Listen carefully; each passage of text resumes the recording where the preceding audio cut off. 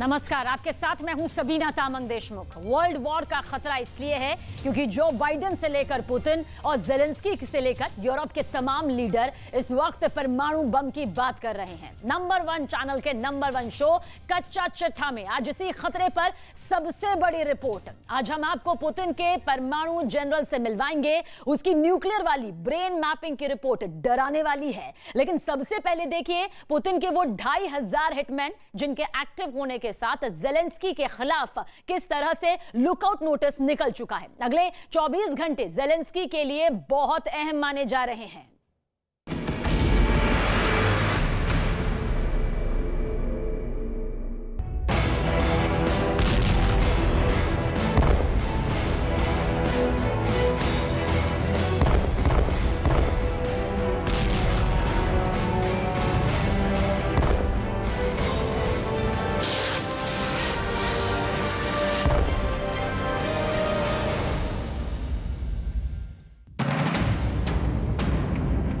$2500 hitman, Putin ने एक आवाज लगाई और 2500 हिटमैन तैयार हो गए।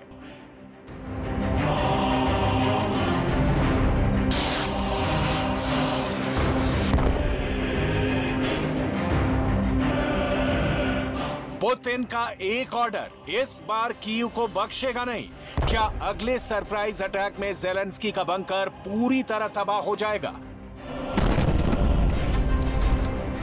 जेलेंस्की के सीक्रेट अड्डे पर हिटमैन का हमला कैसे होगा? हिटमैन कौन है? कितना फायर पावर है?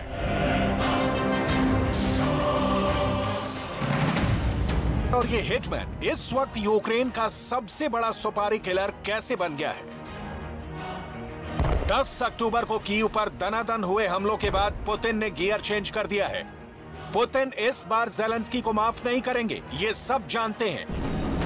बस मौके का इंतजार है और वक्त तय होना है, क्योंकि पुतिन ने ईरान से 2400 नए ड्रोन लेने का ऑर्डर जारी कर दिया है।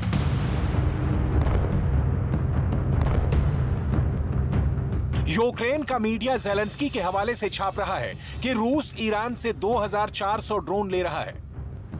ये खबरें हर जगह फैली हुई हैं। शाहिद 136 ड्रोन की बात हो रही है। सोशल मीडिया पर भी बताया जा रहा है कि पुतिन ने ईरान को ड्रोन का बहुत बड़ा ऑर्डर दे दिया है। शाहिद 136 को लेकर जेलेंस्की ने क्या कहा है, बहुत गौर से देखिएगा, क्योंकि उनकी बातों ने साबित कर दिया है कि ईरान के ड्रोन इस वक्त यूक्रेन को बहुत बड़ी चोट पहुंचा रहे हैं। Вчора ворогом застосовано вже більше сотні крилатих ракет, десятки різних безпілотників, включно з іранськими шахідами.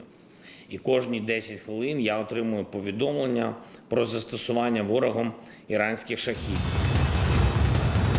10 अक्टूबर को कीव पर पुतिन का जो गुस्सा फूटा था, उसमें 2 बड़े हथियारों की भूमिका थी।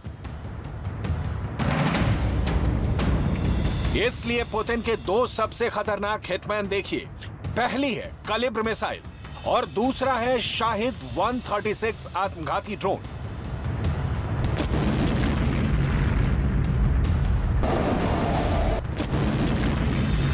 दोनों हथियार 10 अक्टूबर को लगातार लॉन्च किए गए। इसमें कलिब्र क्रूज मिसाइल के हमले तो बहुत ज्यादा खतरनाक माने गए। इस मिसाइल के अलग अलग वर्जन से पुतिन ने कीव और यूक्रेन के कई शहरों पर कयामत बरसाई। कलिब्र हर तरफ से लॉन्च की गई, बॉम्बर से लॉन्च की गई, समंदर से लॉन्च की गई और लैंड बेस्ड लॉन्चर से दागी गई। काला सागर से उठे इन मिसाइलों के बवंडर ने कीव को पूरी तरह हिलाकर रख दिया। परमाणु हमले जैसे खतरे को देखते हुए लोग अंडरग्राउंड मेट्रो में पनाह लेने लगे। पुतिन का दूसरा सबसे बड़ा हथियार है शाहिद 136 ड्रोन। जेलेंस्की के लिए बहुत बड़ा सरप्राइज दिया था। इस हिटमैन ने पहले से तय टारगेट पर जबरदस्त हमले किए।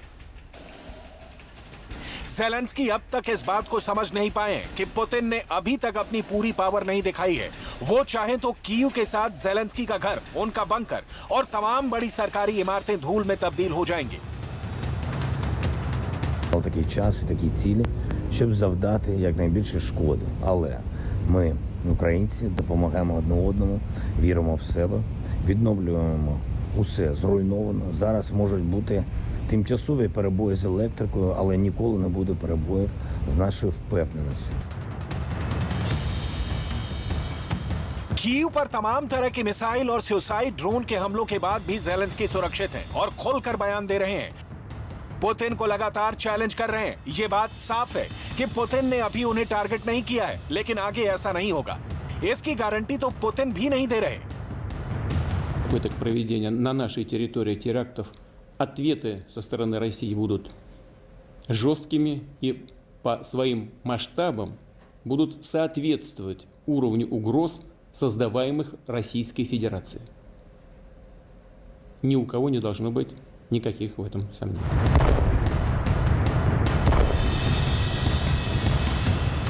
ज़ेलेंस्की ने अपने वीडियो स्टेटमेंट में ईरान के ड्रोन का नाम लिया है। पुतिन इस वक्त यूक्रेन में ईरान के शाहिद 136 सुसाइड ड्रोन का इस्तेमाल कर रहे हैं, जो उड़ता हुआ बम है और वहां जाकर गिरता है जिस टारगेट को उसे पूरी तरह से खत्म करना होता है। हालांकि रिपोर्ट्स ऐसी मिलती रही हैं कि किरूस ने जुलाई और अगस्त में अपनी फोर्स को ईरान के ड्रोन्स ऑपरेट करने की ट्रेनिंग दी थी। इसमें 3 ड्रोन शामिल रहे, जिसमें मुहाजिर 6, शाहिद 129 और शाहिद 191 ड्रोन शामिल हैं। ये ड्रोन सर्विलांस के साथ दुश्मन पर बम गिराने का काम कर सकते हैं। आत्मघाती शाहिद 136, इनमें शाहिद 136 वाकई बहुत खतरनाक ड्रोन है, जो अकेला हमला नहीं करता बल्कि एक साथ कई ड्रोन लॉन्च किए जाते हैं। ये आत्मघाती ड्रोन है। इन्हें ईरान का कामिकाज़े ड्रोन कहा जाता है, जो यूक्रेन की पोजीशन पर अटैक कर रहे हैं। कुछ वक्त पहले की ही बात है जब रूस ने ईरान से ड्रोन लेने शुरू किए थे और ये खबर पश्चिमी मीडिया में आई थी।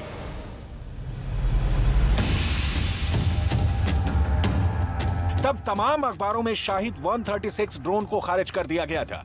ऐसी रिपोर्ट छापी जाने लगी कि ईरान के लिए गए ड्रोन फेल हो गए हैं और ईरान से ड्रोन लेना पुतिन की गलती थी, जिससे वो ज़ेलेंस्की की फौज को कोई नुकसान नहीं पहुंचा पा रहे। लेकिन कीव पर हमले के बाद सब कुछ बदल गया। ज़ेलेंस्की के ख्यालात बदल गए हैं, ज़ेलेंस्की के सुर बदल गए हैं। ज़ेलेंस्की का हौसला कितना डगमगाया है ये देखना बाकी है, लेकिन पुतिन की तैयारी परफेक्ट थी। पुतिन ने ऐसे ड्रोन्स के जरिए कीव पर हमले का प्लान क्राइमिया ब्रिज अटैक के फौरन बाद बना लिया था। आखिर ऐसी नौबत आई क्यों? 8 अक्टूबर 2022, 6:07। इसके लिए 8 अक्टूबर को सुबह 6:07 का ये वीडियो देखिए, जब रूस को क्राइमिया से जोड़ने वाले पुल पर बहुत बड़ा धमाका होता है।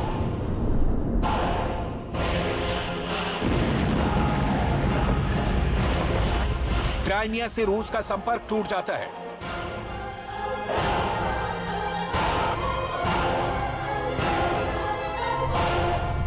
इस धमाके को ज़ेलेंस्की और नेटो का मास्टर स्ट्रोक बताया जाता है।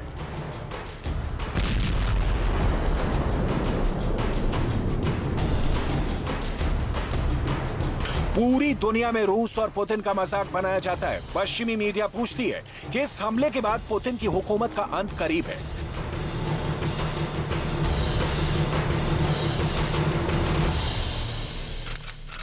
फिर 10 अक्टूबर 2022, कीव शहर एक शांत सुबह के साथ उठता है। चिड़ियों की चहचहाहट के बाद अचानक खुलती है पुतिन की तीसरी आंख और दुनिया देखती है कि कीव शहर कैसे धमाकों से गूंज रहा है, कैसे पुतिन की मिसाइल और ड्रोन ज़ेलेंस्की के फेवरेट शहर को तबाह कर रहे हैं।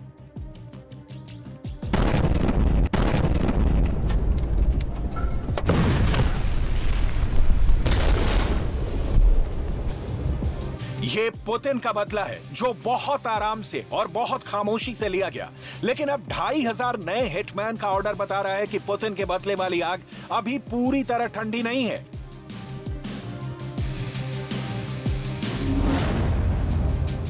पुतिन ने ज़ेलेंस्की को क्राइमिया हमले के बाद अपने गुस्से का पहला ट्रेलर तो दिखा दिया।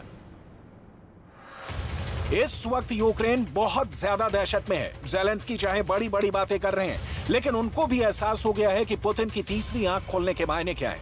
ज़ेलेंस्की की तरह पुतिन रोज बयान जारी नहीं करते, ना ही सेल्फी वाले वीडियो बनाते हैं। वो जब कैमरे के सामने आते हैं तो एक पुख्ता प्लान बनाने या उसे अंजाम पहुंचाने वाले भरोसे के साथ बात करते हैं।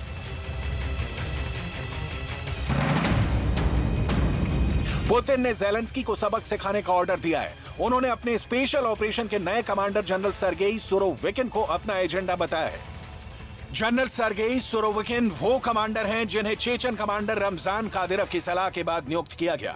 रूस की इस तिकड़ी का जवाब ज़ेलेंस्की के पास फिलहाल नहीं है।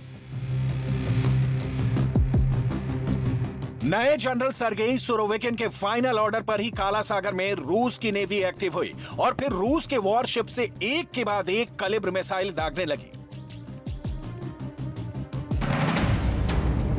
कैलिब्र क्रूज मिसाइल 1500 से 2500 किलोमीटर की दूरी तक अटैक कर सकती है। इसे आसमान से भी लॉन्च किया जा सकता है, जमीन से भी और समंदर से भी इसे दागा जा सकता है।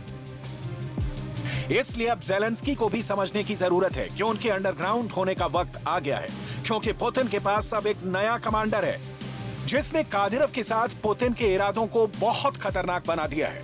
पुतिन अब कुछ भी कर गुजरने को तैयार है।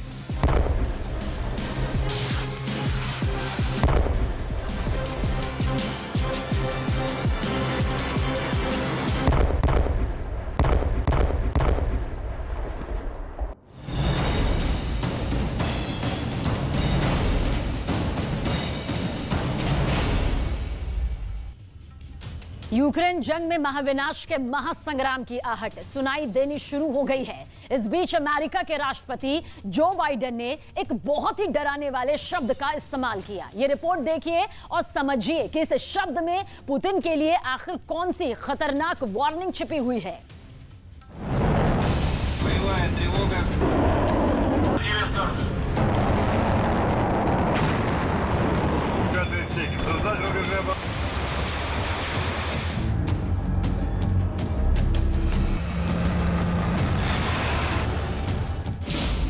सर्गेई सुरोविकिन के हाथ जंग की कमान।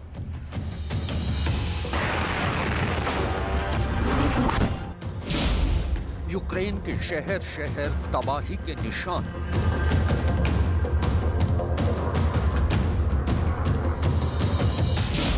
परमाणु हमले की धमकी पर भड़का अमेरिका।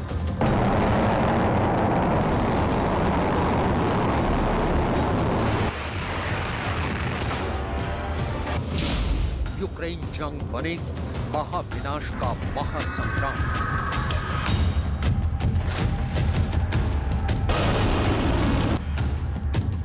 यूक्रेन जंग को शुरू हुए 8 महीने पूरे होने वाले हैं और इस दौरान दुनिया यूक्रेन के शहरों को खंडहरों में तब्दील होने वाली तस्वीरों को देखकर दहल रही है। लेकिन अब इस जंग में एक ऐसा खतरनाक मकाम आया है जो दुनिया को महाविनाश के महासंग्राम की तरफ धकेल सकता है। रूस के राष्ट्रपति व्लादिमीर पुतिन अब बार बार अमेरिका समेत पूरी दुनिया को यूक्रेन पर परमाणु हमले का डर दिखाकर ब्लैकमेल कर रहे हैं। लिहाजा अब राष्ट्रपति पुतिन के परमाणु हमले के बयान पर अमेरिकी राष्ट्रपति जो बाइडेन बुरी तरह से भड़के हुए हैं। एक इंटरव्यू के दौरान जो बाइडेन ने सीधा कहा कि अगर रूस यूक्रेन पर परमाणु हमला करता है तो अमेरिकी रक्षा विभाग पेंटागन को पता है कि क्या करना है। पेंटागन को उनसे इजाजत लेने की जरूरत नहीं है। इस दौरान उन्होंने ये भी कहा कि वो नहीं जानते कि राष्ट्रपति पुतिन के दिमाग में क्या चल रहा है, लेकिन उन्हें यूक्रेन जंग को फौरन रोक देना चाहिए और यूक्रेन से अपनी सेना को वापस बुला लेना चाहिए। लेकिन दुनिया भर के रक्षा विशेषज्ञों का कहना है कि पुतिन फिलहाल इस जंग को नहीं रोकने वाले हैं और वो यूक्रेन को सरेंडर करवाने के लिए उस पर न्यूक्लियर अटैक भी कर सकते हैं और टैक्टिकल परमाणु हथियारों के इस्तेमाल के लिए उनके पास एक नहीं बल्कि कई विकल्प खुले हैं। यूक्रेन से महज 22 मील दूर बेलगोरोद में रूस का एक बड़ा परमाणु अड्डा है। बेलगोरोद से रूस यूक्रेन पर टैक्टिकल न्यूक्लियर हथियारों के जरिए निशाना बना सकता है। काला सागर में यूक्रेन के पास छोटा न्यूक्लियर टेस्ट कर उसके इलाकों में रेडिएशन फैला सकता है। खार्किव में टैक्टिकल परमाणु हमला कर यूक्रेन की सेना को भारी नुकसान पहुंचा सकता है। कीव में राष्ट्रपति ज़ेलेंस्की पर जानलेवा हमला भी किया जा सकता है। लवीव को निशाना बनाकर ज़ेलेंस्की को जंग में सरेंडर करने के लिए दबाव डाला जा सकता है। रूस पोलैंड में लुब्लिन शहर पर हमला कर सकता है। लुब्लिन से यूक्रेन तक मदद पहुंचाने वाली सप्लाई लाइन शुरू होती है। अमेरिकी राष्ट्रपति जो बाइडेन साफ कर चुके हैं कि अगर रूस ने यूक्रेन पर परमाणु हमला किया तो इसका अंजाम उसे भुगतना होगा और ऐसे सूरत हाल में ये तय है कि यूरोप में महाविनाश का महासंग्राम शुरू हो जाएगा। फिलहाल दुनिया की टेंशन को रूस और पुतिन के करीबी और दोस्त बेलारूस के राष्ट्रपति अलेक्जेंडर लुकाशेंको ने और भी बढ़ा दिया है। राष्ट्रपति लुकाशेंको का आरोप है कि नेटो और यूक्रेन मिलकर बेलारूस पर हमले के प्लान बना रहे हैं। इतना ही नहीं, उनका तो ये भी आरोप है कि यूक्रेन और नेटो बेलारूस पर परमाणु हमला भी कर सकते हैं। राष्ट्रपति लुकाशेंको के बयान से लगता है कि वो राष्ट्रपति पुतिन के खतरनाक प्लान यानी यूक्रेन पर टैक्टिकल न्यूक्लियर अटैक की जमीन तैयार कर रहे हैं। वहीं यूक्रेन के राष्ट्रपति व्लादिमीर ज़ेलेंस्की का कहना है कि बेलारूस के आरोप बेबुनियाद और झूठे हैं। उनका कहना है कि राष्ट्रपति लुकाशेंको रूस के इशारे पर काम कर रहे हैं। Росія намагається прямо втягнути Білорусь в цю війну, розігруючи провокацію з тим, що ми нібито готуємо удар по цій країні. Опосередковано вона вже втягнула їх, а прагне втягнути безпосередньо. Україна не планує військових заходів проти Білорусі. Нас цікавить тільки відновлення нашої територіальної цілісності. रक्षा विशेषज्ञों का ये मानना है कि रूस के राष्ट्रपति व्लादिमीर पुतिन जानते हैं कि अगर उन्होंने यूक्रेन पर रूस की जमीन से परमाणु हमला किया तो रूस अमेरिका और नेटो के निशाने पर होगा। लिहाजा वो इस स्थिति से बचने के लिए यूक्रेन पर हमला करने के लिए बेलारूस का सहारा लेना चाहते हैं। शायद इसीलिए बेलारूस के राष्ट्रपति लुकाशेंको ने राष्ट्रपति पुतिन के इशारे पर यह बयान दिया कि बेलारूस पर हमला करने के लिए यूक्रेन उनकी सरहद के पास अपने सैनिकों की तादाद बढ़ा रहा है। लेकिन यूक्रेन के राष्ट्रपति ज़ेलेंस्की का कहना है कि अंतर्राष्ट्रीय पर्यवेक्षक यूक्रेन और बेलारूस की सीमा पर आकर हालात का जायजा ले सकते हैं और उसके बाद ये तय हो जाएगा कि हकीकत क्या है। В кордоні України і Білорусі може бути розміщена місія міжнародних спостерігачів для моніторингу безпекової ситуації. Формат може бути опрацьований нашими дипломатами. Я прошу вас на рівні Групи 7 підтримати цю нашу ініціативу. लेकिन रूस के राष्ट्रपति पुतिन यूक्रेन जंग को अपनी साख का सवाल बना चुके हैं। लिहाजा वो इस जंग को रोकना नहीं चाहते और यूक्रेन जंग के दौरान कमांडर सर्गेई सुरोविकिन को जंग की कमान सौंपकर वो अपने इरादे जाहिर कर चुके हैं। दुनिया कमांडर सर्गेई सुरोविकिन को एक बेरहम शख्स के तौर पर जानती है और जंग जीतने के लिए वो किसी भी हद को पार कर सकते हैं। रक्षा विशेषज्ञ कमांडर सुरोविकिन के दिमाग में चलने वाले इरादों को डिकोड करने के बाद इस नतीजे पर पहुंचे हैं कि फिलहाल वो 4 चीजों पर फोकस कर रहे हैं।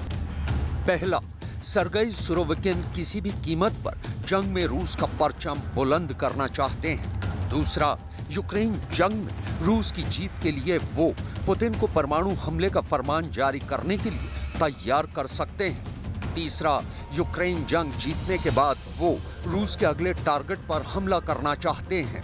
चौथा, कमांडर सुरोविकिन जानते हैं कि यूक्रेन जंग में अब उनकी साख भी दांव पर लगी है, लिहाजा वो इस जंग को हारना नहीं चाहेंगे।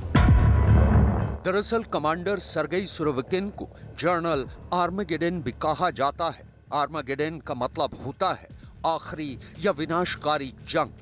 और अगर व्लादिमीर पुतिन ने अपने जर्नल आर्मागेडन को जंग की कमान सौंपी है तो यूक्रेन जंग का अंजाम क्या होगा?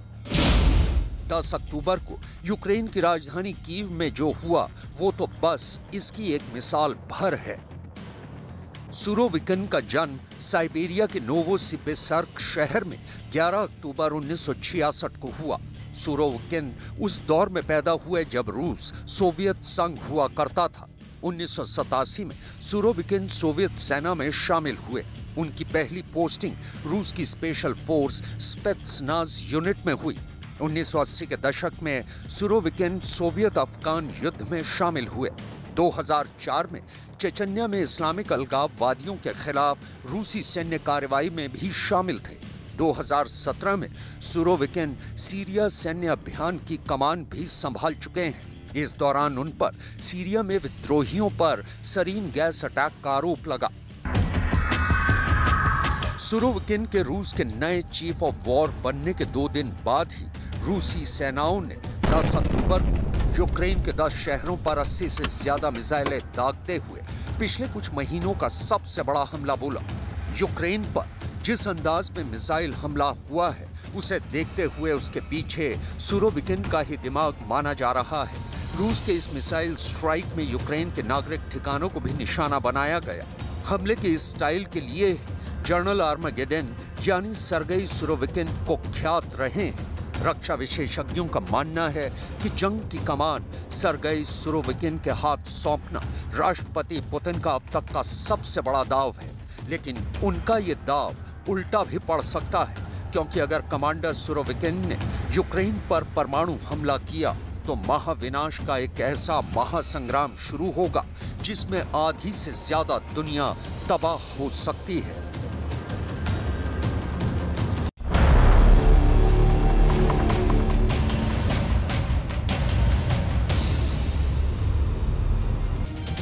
कीव पर हुए हमले के बाद ज़ेलेंस्की का पूरा फोकस नए हथियारों पर है। वो गेम चेंजर हथियार चाहते हैं और उससे पुतिन की फौज को खत्म करना चाहते हैं। कच्चा चिट्ठा में ये रिपोर्ट देखेंगे तो आपको मालूम चलेगा कि ज़ेलेंस्की कौन से नए सीक्रेट वेपन की तलाश में जुटे हुए हैं।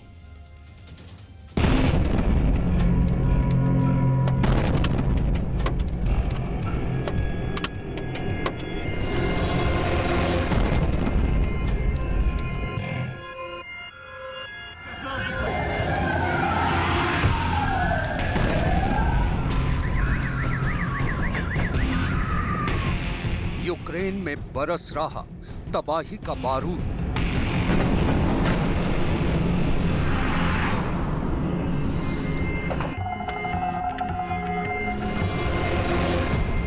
यूक्रेन जंग में आया खतरनाक मकाम।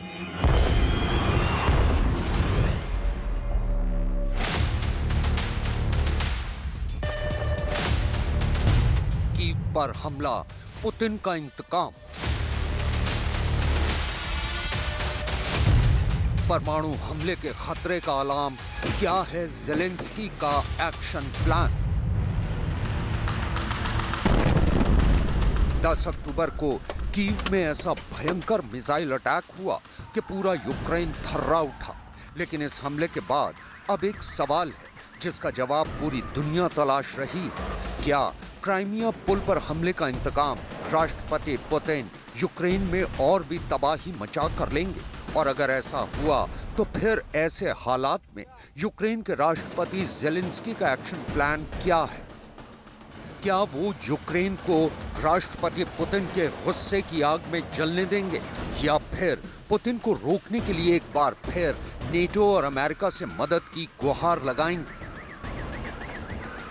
रूस ने यूक्रेन में जीते चारों इलाकों दोनेत्स्क, लुहांस्क, ज़ेपोरिजिया और खेरसोन में 23 से 27 सितंबर तक एक रेफरेंडम कराने के बाद उन्हें रूस में शामिल कर लिया था। इसके बाद यूक्रेन के राष्ट्रपति ज़ेलेंस्की ने उनके देश को नेटो में जल्द से jald शामिल करने की गुहार लगाई, लेकिन उनकी अपील पर उन्हें नेटो के महज 10 देशों का ही समर्थन हासिल हुआ। इस बीच क्राइमिया पुल पर हमला हुआ और इस हमले में क्राइमिया पुल को भारी नुकसान पहुंचा और राष्ट्रपति पुतिन ने हमले का बदला राजधानी कीव को दहला कर लिया। रक्षा विशेषज्ञों का मानना है कि क्राइमिया पुल पर हमले के बाद यूक्रेन जंग में एक बार फिर तस्वीर बदली है और रक्षा विशेषज्ञों का मानना है कि फिलहाल राष्ट्रपति ज़ेलेंस्की को नेटो सदस्यता लेने के बजाय नेटो और दूसरे यूरोपीय देशों से और हथियार मांगने चाहिए। इतना ही नहीं, कुछ रक्षा विशेषज्ञों का तो ये भी कहना है कि अब यूक्रेन को नेटो से और भी घातक और लंबी दूरी तक मार करने वाले हथियार मांगने चाहिए। उनके मुताबिक राष्ट्रपति ज़ेलेंस्की को नेटो से MGM-140 army tactical missile system मांगने पर जोर देना चाहिए। दरअसल MGM-140 army tactical missile system surface to surface missile है। MGM-140 एक टैक्टिकल बैलिस्टिक मिसाइल है। ये 300 किलोमीटर तक मार कर सकती है। इसे हाइमार्स रॉकेट सिस्टम से भी दागा जा सकता है। यूक्रेन भले ही रूस की तुलना में एक कमजोर देश है, लेकिन नेटो और अमेरिका से मिले आधुनिक हथियारों मसलन जेवलिन मिसाइल, स्टिंगर मिसाइल और MRLS रॉकेट सिस्टम की बदौलत 8 महीने से लगातार रूस की सेना को कड़ी टक्कर दे रहा है। रक्षा विशेषज्ञों के मुताबिक यूक्रेन को अमेरिका से और NASAM यानी Norwegian advanced surface to air missile system मांगने चाहिए। दरअसल इस मिसाइल सिस्टम से AIM-9 साइड वाइंडर और IRIS-T जैसी मिसाइलों को दागा जा सकता है। NASAM की रेंज 30 से 50 किलोमीटर है। NASAM का रेडार दुश्मन के टारगेट को 120 किलोमीटर दूर से ही पकड़ लेता है। NASAM दुश्मन के हेलीकॉप्टर, ड्रोन, फाइटर जेट, विमान या क्रूज मिसाइलों को मार गिराने में सक्षम है। रक्षा विशेषज्ञों के मुताबिक यूक्रेन को रूस की फौज के खिलाफ जमीनी लड़ाई के लिए एक और घातक हथियार चाहिए। ऐसा एक हथियार उसे जर्मनी दे सकता है। दरअसल रक्षा विशेषज्ञों का मानना है कि राष्ट्रपति ज़ेलेंस्की की नई शॉपिंग लिस्ट में जर्मनी का मेन बैटल टैंक लेपर्ड 2 जरूर शामिल होना चाहिए। लेपर्ड 2 जर्मनी का मेन बैटल टैंक है। ये 120 mm की L55 स्मूथ बोर गन से लैस है। ये टैंक काइनेटिक एनर्जी एम्यूनेशन से भी लैस है। लेपर्ड 2 टैंक से निकलने वाली गोलियां दुश्मन की बख्तरबंद गाड़ियों से 450 मिलीमीटर के कवच को भेद सकती हैं। इसके अलावा ये टैंक 7.62 mm की MG3A1 गन से भी लैस है। इतना ही नहीं, leopard 2 anti tank guided missile से भी लैस है। इसकी फायरिंग रेंज 5 किलोमीटर तक है। सिर्फ इतना ही नहीं, रक्षा विशेषज्ञों का कहना है कि अपनी ग्राउंड फोर्सेस को सपोर्ट देने के लिए राष्ट्रपति ज़ेलेंस्की को अमेरिका से उसका A-10 लड़ाकू विमान भी जरूर मांगना चाहिए। इस लड़ाकू विमान की बदौलत यूक्रेन अपनी सेना के दस्तों को मजबूत सपोर्ट दे सकता है। A-10 single seater, single engine लड़ाकू विमान है। A-10 706 किलोमीटर प्रति घंटे की रफ्तार से उड़ान भर सकता है। इसकी कॉम्बैट रेंज 400 किलोमीटर है। A-10 30 mm की एक गन से लैस है। A-10 पर 70 mm हाइड्रा और APKWS रॉकेट फिट किए जा सकते हैं। A-10 AIM-9 air to air मिसाइलों से भी लैस होता है। इसके अलावा A-10 पर AGM-65 मिसाइलें भी फिट होती हैं। इतना ही नहीं, A-10 पर लेजर गाइडेड बम, JDAM बम और दूसरी कई तरह की मिसाइलें फिट की जा सकती हैं। मतलब साफ है कि जब तक यूक्रेन को नेटो की सदस्यता नहीं मिल जाती, उसे अपने दम पर रूस की फौज से जंग लड़ती रहनी पड़ेगी। और जाहिर सी बात है कि ऐसे हालात में उसे एक नहीं बल्कि कई तरह के घातक हथियारों की जरूरत पड़ेगी। लिहाजा यूक्रेन को नेटो की सदस्यता का मसला छोड़ जंग पर ध्यान देने की जरूरत है।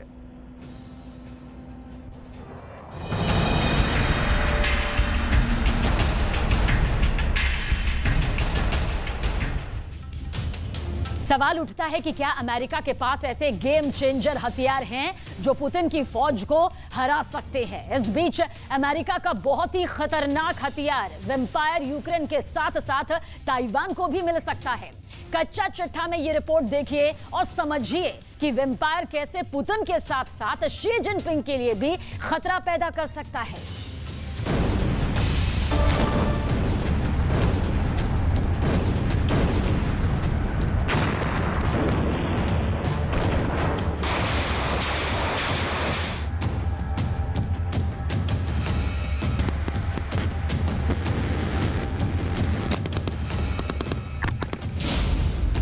यूक्रेन ताइवान की हिफाजत करेगा अमेरिका का वेम्पायर।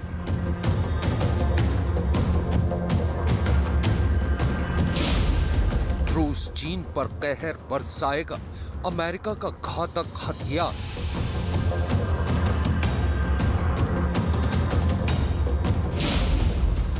अंतरिक्ष में तैनात अमेरिका के गार्जियन।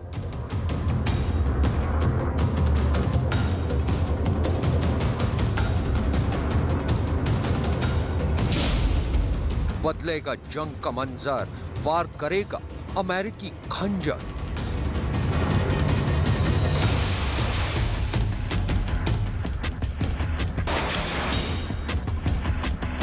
रूस और यूक्रेन के बीच जारी जंग को शुरू हुए 8 महीने होने को हैं, लेकिन इस जंग के थमने के आसार नजर नहीं आ रहे हैं।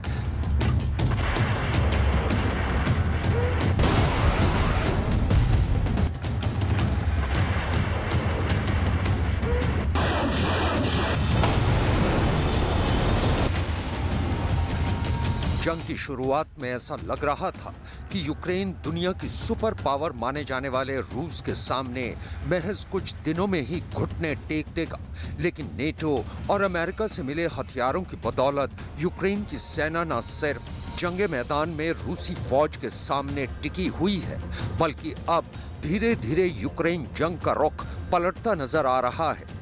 रूस के राष्ट्रपति व्लादिमीर पुतिन ने जिस मकसद के तहत यूक्रेन में स्पेशल ऑपरेशन शुरू किया था, वो कुछ हद तक कामयाब जरूर हुआ है, लेकिन पूरा अभी तक नहीं हुआ है।